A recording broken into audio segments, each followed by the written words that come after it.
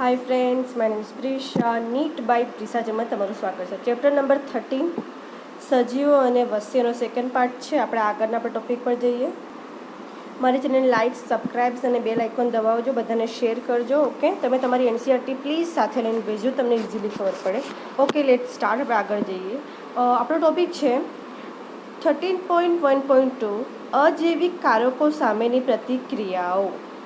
એ વાસ્તવિકતાઓનો અનુભવ કર્યા પછી અનેક નૈસર્ગિક નિવાસનોની અજૈવિક પરિસ્થિતિઓને ક્યારેક ને ક્યારેક સશક્તિરૂપીથી ભારે પરિવર્તન પામી શકે. હવે આપણે પૂછીએ કે આ પ્રકારના નિવાસસ્થાનોમાં રહેવાવાળા સજીવો કેવી રીતે તણાવપૂર્ણ પરિસ્થિતિઓનો સામનો કરે તથા એ પરિસ્થિતિઓમાં રહેવાની વ્યવસ્થા કરે. પરંતુ આ પ્રશ્નનો જવાબ આપવા પ્રયત્ન કરતાં પહેલાં આપણે કદાચ એ પૂછવું જોઈએ કે આખરે અત્યંત પરિવર્તનશીલ બાહ્ય પર્યાવરણ સજીવો શા માટે સંતાપણ પમાડે છે, તે માનસિક મૂંઝવણમાં મૂકે છે.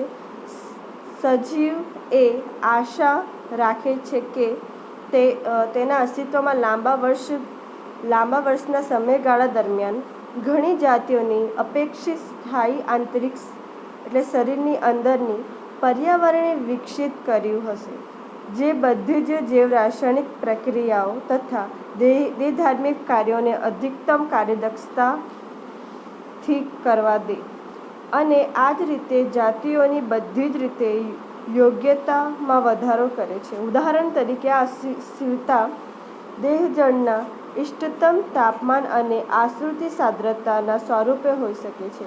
આદર્શ રીતે ત્યાં સજીવો તેના આંતરિક પર્યાવરણની સ્થિરતા સમસ્થિતિ કહેવાતી પ્રક્રિયા જાળવવા પ્રયત્ન કરશે, ભલે પછી એ વિવિધ બાહ્ય પર્યાવરણની પરિસ્થિતિ તેના સમસ્થાનોને અસ્વસ્થ બનાવવાનું વલણ ધરાવે. આ મહત્તમ સંકલ્પનાને સુસ્પષ્ટ કરવા માટે આપણે સાદૃશ્યતાની ચર્ચા ધ્યાનમાં લઈએ છીએ. માની લો કે કોઈ એક વ્યક્તિ તેના પરિસરનું તાપમાન 25 સેલ્સિયસ હોય અને તેને સર્વશ્રેષ્ઠ કાર્ય રજૂ કરવા સમક્ષ હોય, જ્યારે બહાર દાઝી નાખતી ગરમી કે થીજી નાખતી ઠંડી હોય ત્યારે પણ તેની સમસ્થિતિને સર્વોત્તમ રીતે જાળવી કે ટકાવી રાખવાની ઈચ્છા રાખે છે. તે સમસ્થિતિને જે સ્થિતિ થઈ તે સમસ્થિતિને એવું કહેવામાં આવે છે કે ઘરમાં મુસાફરી કરતી વખતે પછી મુસાફરી કરતી વખતે કારમાં અને તે કાર્યસ્થળે ઉનાળામાં વાતાનુકૂળ તથા શિયાળાના તાપક સગડી દ્વારા પ્રાપ્ત કરી શકીએ છીએ. ત્યારે ભલે તે તેની આસપાસ હવામાન સ્થિતિ અસ્વીકાર જેવી હોય, તેમ છતાં તે તેની પોતાની કાર્યક્ષમતા હંમેશા મહત્તમ હશે. અહીં વ્યક્તિઓની સમસ્થિતિને દેહધાર્મિક કે શારીરિક રીતે નહીં પરંતુ કૃત્રિમ સાધનો દ્વારા પરિપૂર્ણ કરવામાં આવે છે. બીજા સજીવો આવી હાલતનો સામનો કરી કેવી રીતે કરી શકે? ચાલો આપણે વિવિધ શક્યતા તરફ નજર કરીએ. નજર કરવા પહેલાં આપણે આપણી આકૃતિ પર ધ્યાન કરી લઈએ શું બતાવવા માંગે છે. પહેલું જે છે તે બાહ્ય સ્તર છે. ઉપર જે વર્ટિકલ બતાવ્યું છે તે આંતરિક સ્તર છે. તમે દેખી શકો છો બાહ્ય સ્તરમાં આંશિક નિયામકો છે. એ પહેલાં ઇન્કલાઇનમાં જતી પછી સ્ટ્રેટ થઈ ગઈ. એ રીતે આપણે બીજું લઈએ. ઉપર બાજુ અનુવર્તીઓ છે. એ પણ દેખો તમે પહેલેથી નીચે સુધી ઇન્કલાઇનમાં જાય છે, જ્યારે નિયામકો એ સ્ટ્રેટ લાઇનમાં જાય છે રેડ કલરની. યાદ રાખજો, બાહ્ય સ્તર છે, આંતરિક સ્તર ઉપર બાજુ છે, આંતરિક છે પેલું વાળું. આ આંશિક નિયામકો છે, રેડ લાઇનમાં નિયામકો છે, અને અનુવર્તીય છે જે ગ્રીનના લાઇનમાં બતાવી છે. ઓકે, ટોપિક આગળ વધીએ આપણે. સોરી. Okay, late start. આગળ જઈએ. તે છે આપણો ટોપિક છે 1 નિયમન કરવું. કેટલાક સજીવો દેહધાર્મિક ક્યારેક આચરણ કે વર્તણૂકને લગતા વ્યવહારિક પણ સાધનો દ્વારા સમસ્થિતિને જાળવી રાખવા સમક્ષ હોય છે કે જેઓ શરીરનું તાપમાન તથા આશ્રુતિ સાંદ્રતા વગેરે સામે સ્થિર હોવાની ખાતરી આપે છે. બધા જ પક્ષીઓ અને સસ્તનો સ્તનધારીઓ તથા ખૂબ જ નિમ્ન કક્ષાના પુષ્ઠવંશીઓ કે અપુષ્ઠવંશીઓ સજીવો જાતનો વાસ્તવમાં આવું નિયમન, ઉષ્મ નિયમન અને આશ્રુતિ નિયમન કરવા કાર્યદક્ષ ઉદ્દીપકીય જીવશાસ્ત્રીનો માને છે. સસ્તન પ્રાણીઓ સફળતા તેમના શરીરનું તાપમાન જાળવી રાખવા અને સક્ષમતાને કારણે ભલે તેઓ એન્ટાર્કટિકામાં રહેતા હોય, સહારાના રણમાં મોટા ભાગના સસ્તનો દ્વારા તેમના શરીરનું તાપમાન નિયમન કરવા માટે ક્રિયાવિધિનું અપનાવવામાં આવે છે. તે પ્રકારની તે જેવી જ આપણે મનુષ્ય અપનાવીએ છીએ. આપણું શરીર તાપમાન 37°C સ્થાયી રાખીએ છીએ.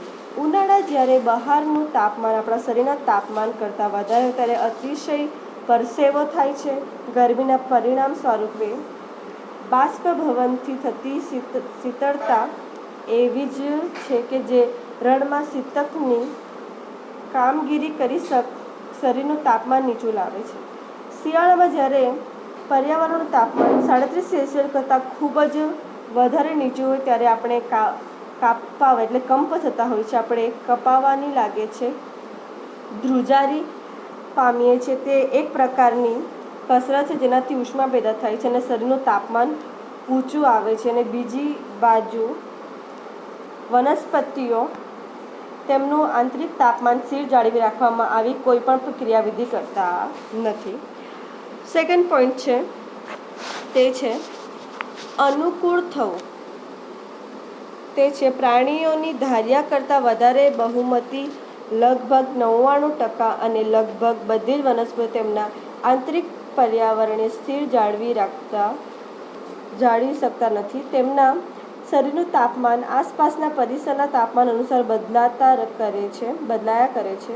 જલીય પ્રાણીઓ દેહજળની આશ્રુતિ સાંદ્રતા જે તેમની આસપાસના હવા તેમજ પાણીની સાંદ્રતા ખૂબ બદલાયા કરે છે.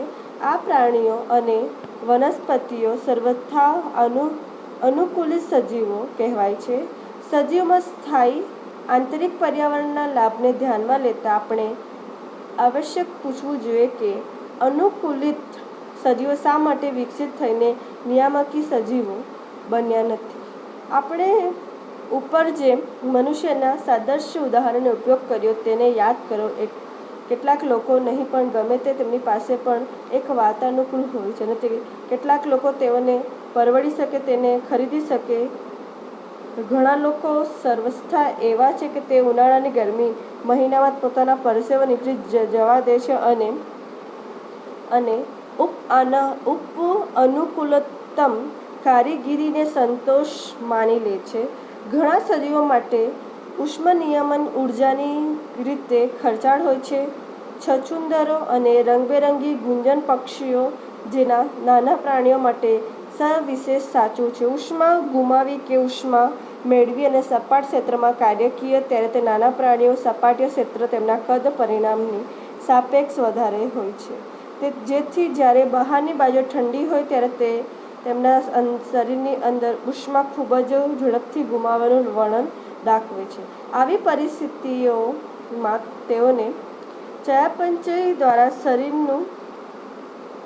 શરીરનું ઉષ્મા પેદા કરવા માટે ખૂબ જ વધારે ઉર્જા ખર્ચ કરવો પડે છે. અને આ જ મુખ્ય કારણથી નાના પ્રાણીઓ ધ્રુવીય પ્રદેશમાં ભાગ્યે જોવા મળે છે.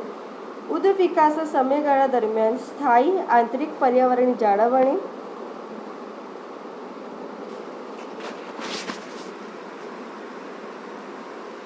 રાખવી, કિંમત અને લાભનો વિચાર કરવો, ધ્યાનમાં લેવા. કેટલીક જાતિઓ નિયામક કરવાની સક્ષમતા વિકસિત કરી લીધી છે, પરંતુ માત્ર પર્યાવરણીય પરિસ્થિતિની સીમિત મર્યાદામાં જો મર્યાદા બહાર હોય તો તેઓને સર્વસ્થા અનુકૂળ થાય. જો બાહ્ય પરિસ્થિતિ તણાવપૂર્ણ હોય ત્યારે સજીવ પાસે જીવિતતા માટે અન્ય બે વિકલ્પો હોય. તે ફક્ત થોડા સમય માટે સ્થાયી થઈ જાય અથવા તે સ્થિતિએ એ જગ્યાએ રહી જાય. ઓકે, ટોપિક નંબર 3 પર જઈએ. સ્થાનાંતર કરવું. સજીવો તણાવપૂર્ણ નિવાસસ્થાનમાંથી હંગામી ધોરણે સ્થળાંતરિત થઈ વધુ અનુકૂળ વિસ્તારમાં જતા રહે છે અને જ્યારે તણાવપૂર્ણ સમય સમાપ્ત થઈ કે તણાવપૂર્ણ વખત વીતી જાય ત્યારે તેઓને જે તે સ્થળે પાછા આવી જાય છે. સાદૃશ્ય રીતે મનુષ્યમાં આ રણનીતિ એવી છે કે જે ઉનાળાના ગરમીના દિવસો દરમિયાન વ્યક્તિ દિલ્હીમાંથી સિમલા ખસી જાય. ઘણા પ્રાણીઓ, તેમના ખાસ કરીને પક્ષીઓ, શિયાળા દરમિયાન લાંબા અંતરે પ્રવાસ કરીને વધુ અનુકૂળ વિસ્તારોમાં સ્થળાંતરિત થઈ જાય છે. દરેક શિયાળા રાજસ્થાનમાં ખૂબ જ જાણીતો કેલવાદેવ રાષ્ટ્રીય ઉદ્યાન, ભરતપુરમાં સાઇબેરિયા અને અન્ય અતિશય ઠંડા ઉત્તરોત્તર વિસ્તારોમાંથી આવતા હજારો પ્રવાસી પક્ષીઓનું યજમાન સ્થળ બની સ્વાગત કરાય છે. ટોપિક નંબર 4 પર જઈએ. તે છે મુલતવ્ય રાખવું. બેક્ટેરિયા, ફૂગ તથા નિમ્ન કક્ષાની વનસ્પતિઓ તે વિવિધ પ્રકારની જાડી દિવાલવાળા બીજાણુઓનું સર્જન કરે છે જેનાથી તેમની પ્રતિકૃતિ પરિસ્થિતિઓમાં જીવિત રહેવા માટે મદદ કરે છે. યોગ્ય પર્યાવરણ પ્રાપ્ત થતાં તેમને અનુકૂલિત થઈ જાય છે.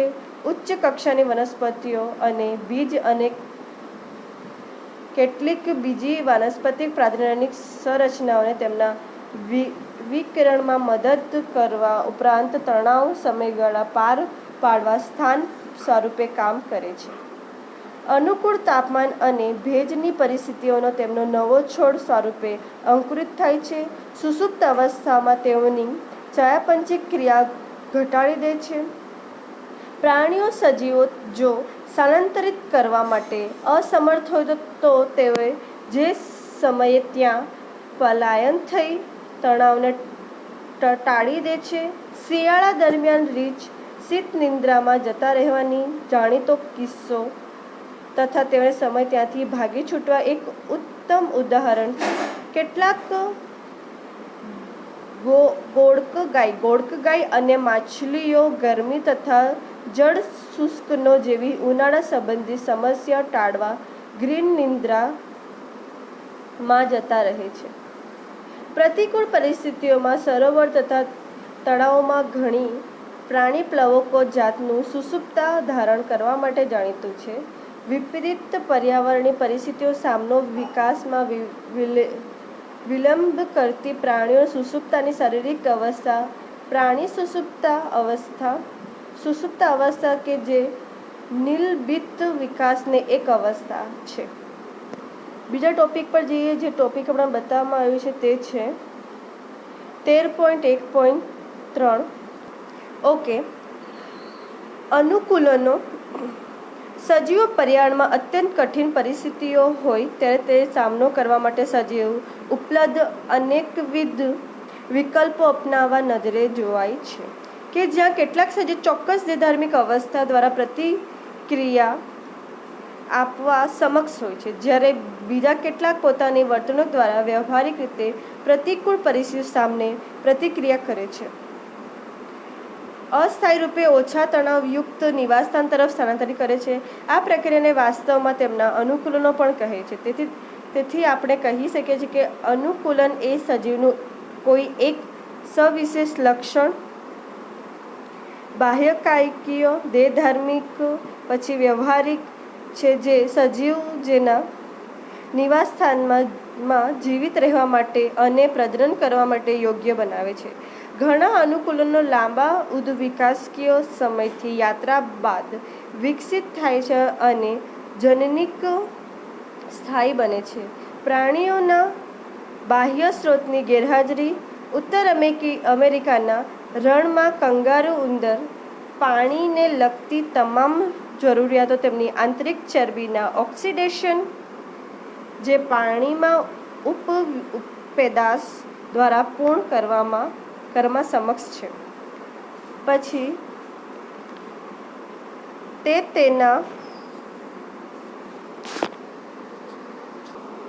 તેના મૂત્રનો સાદ્ર બનાવવાની સક્ષમતા પણ ધરાવે છે. તે ઉત્સર્ગ પેદાશોના નિકાલ માટે પાણીનો ઓછા પ્રમાણમાં ઉપયોગ કરે છે.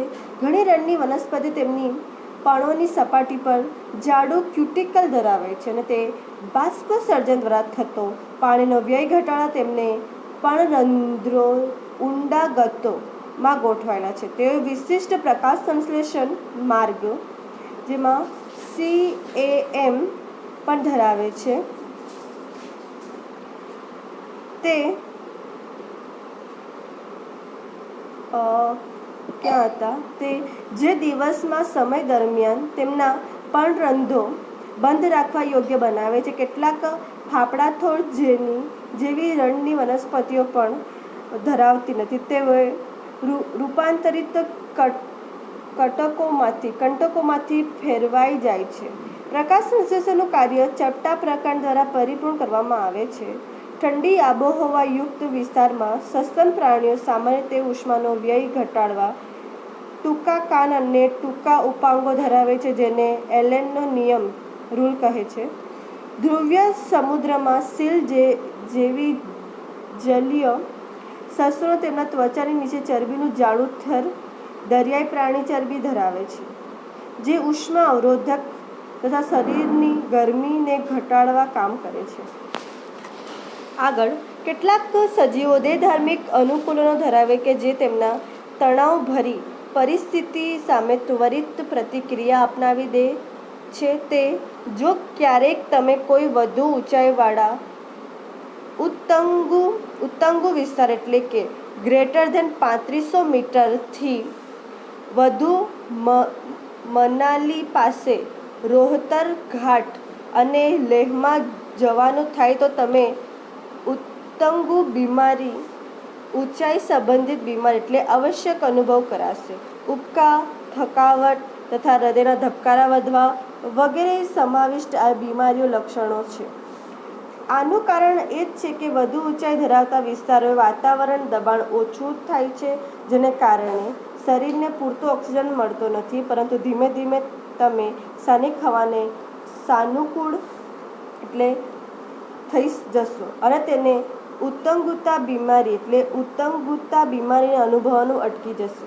તમારા શરીરને સમસ્યાનું સમાધાન કેવી રીતે કરવું? તમારું શરીર લાલ રુધિરકોષો, રક્તકણો એટલે કે RBC, રેડ બ્લડ સેલનું ઉત્પાદન વધારીને હિમોગ્લોબિન બંધન સક્ષમતા ઘટાડી તથા શ્વાસન દરમાં વધારો કરી ઓછા ઓક્સિજન ઉપલબ્ધિ ભરાઈ પાય એટલે સક્ષમતા પૂર્તિ કરે છે. હિમાલયની વધુ ઊંચાઈએ અનેક જનજાતિઓ રહે છે. તેમાં શોધી કાઢો કે સપાટ મેદાની વિસ્તારોમાં રહેતા લોકો કરતાં તે જનજાતિઓને સમન્વયત લાલ રુધિરકોષની સંખ્યા કુલ હિમોગ્લોબિન કરતાં વધારે હોય છે. મોટાભાગના પ્રાણીઓ ચયાપચય પ્રક્રિયા અને સંલગ્નતા માટે બધા જ દેહધાર્મિક કાર્યો ઓછી સાંકડી તાપમાન ક્ષેત્ર મર્યાદામાં ઇષ્ટતમ રીતે આગળ વધે. મનુષ્યમાં 37 સેલ્સિયસ પરંતુ એવા સૂક્ષ્મ જીવાણુઓ એમ આપણે કહી શકીએ છીએ કે એવા સૂક્ષ્મ જીવાણુ હોય છે જે કે આર્કીબેક્ટેરિયા પણ કે જે ગરમ પાણીના ઝરણાઓ તથા ગાઢ સમુદ્રીય ઉષ્ણતાપીય નિકાલ માર્ગો કે જ્યાં તાપમાન 100 સેલ્સિયસથી પણ વધારે હોય ત્યાં ખૂબ ફૂલે ફાટે. આ કેવી રીતે શક્ય છે? ઘણી માછલીઓ એન્ટાર્કટિકા દક્ષિણ ધ્રુવીય પ્રદેશમાં અતિ શીતળ પાણીમાં ખૂબ ઝડપથી વિકાસ સાધે કે જ્યાં તાપમાન હંમેશા શૂન્ય કરતાં પણ નીચે રહે. તેઓ દેહજળને ઠરી જતું એટલે થીજી જતું અટકાવી રાખવા કેવી રીતે વ્યવસ્થાપન કરે છે. ખારા પાણીમાં અપુષ્ટવંશીય પ્રાણીઓ અને જાતિઓ અને માછલીઓ મહાસાગરો ખૂબ જ ઊંડે રહે કે જ્યાં દબાણ કે સામાન્ય વાતાવરણ દબાણ કે આપણે શરીર પર અનુભવીએ છીએ તેના કરતાં 100 ગણું વધારે હોય છે. તેઓને આવા જબરદસ્ત કચડી નાખતા દબાણ માં કેવી રીતે રહે અને શું તેઓ કોઈ વિશેષ સૂચકો ધરાવે છે? આવી અત્યંત કઠિન પર્યાવરણીય પરિસ્થિતિઓમાં રહેવાવાળા સજીવો જૈવરાસાયણિક અનુકૂળોને આકર્ષક ગોઠવણી દર્શાવે છે. કેટલાક સજીવો તેમના પર્યાવરણમાં થતા પરિવર્તનનો સામનો કરવા માટે વ્યવહારિક રીતે અનુકૂલિત પ્રતિક્રિયા દર્શાવે છે. તેમના નિવાસસ્થાન ઊંચા તાપમાને પહોંચી વળવા માટે સસ્તન પ્રાણીઓ દેહધાર્મિક સક્ષમતા ધરાવે છે. આ સક્ષમતાને રણની ઘરોડીઓ, જે રણ પ્રદેશ છે એની ઘરોડીઓ લઈ શકાય છે કે અભાવ હોય છે, પરંતુ વ્યવહારિક ઉપાંગો દ્વારા પોતાનું શરીર તાપમાન એકદમ સ્થિર રાખવા વ્યવસ્થાપન કરે છે. જ્યારે તેનું તાપમાન સુવિધાયુક્ત ક્ષેત્ર વિસ્તાર એટલે અનુકૂલિત ક્ષેત્રની નીચે જતું રહે ત્યારે તે પ્રકાશના તડકાનો આનંદ માણી અને તે ઉષ્મા અવક્ષેપન કરે છે. પરંતુ જ્યારે પરિસરનું તાપમાન વધવા લાગે ત્યારે તે છાંયડામાં ચાલી જાય છે. ઘણી જાતિઓ જમીન ઉપરની ગરમીથી બચવા, છુપાવા કે છટકી જવા માટે માટીની દર ખોદવામાં સક્ષમતા ધરાવે છે. આ ટોપિક અહીંયા કમ્પ્લીટ. આગળના ટોપિકમાં ફરી મળશું. Thank you so much.